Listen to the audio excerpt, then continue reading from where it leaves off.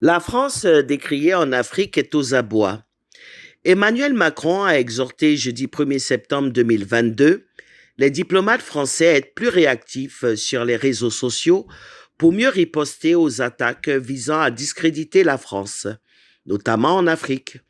Notre pays est souvent attaqué, et il est attaqué dans les opinions publiques par les réseaux sociaux et des manipulations, a observé le chef de l'État français dans un discours devant les ambassadeurs français réunis à l'Élysée, accusant la Russie, la Chine, la Turquie de manipuler l'opinion africaine.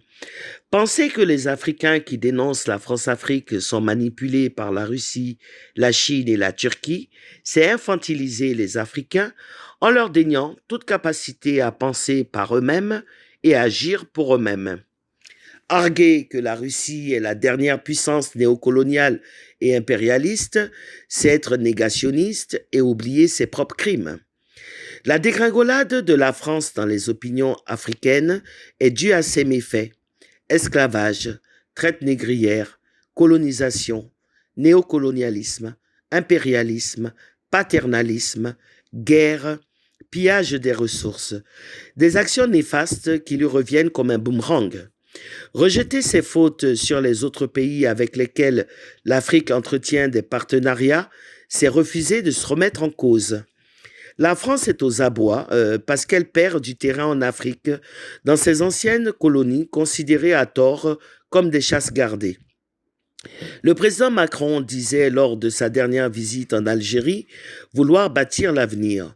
Mais si cet avenir n'est pas débarrassé des comportements de mépris et de supériorité, il sera toujours décrié.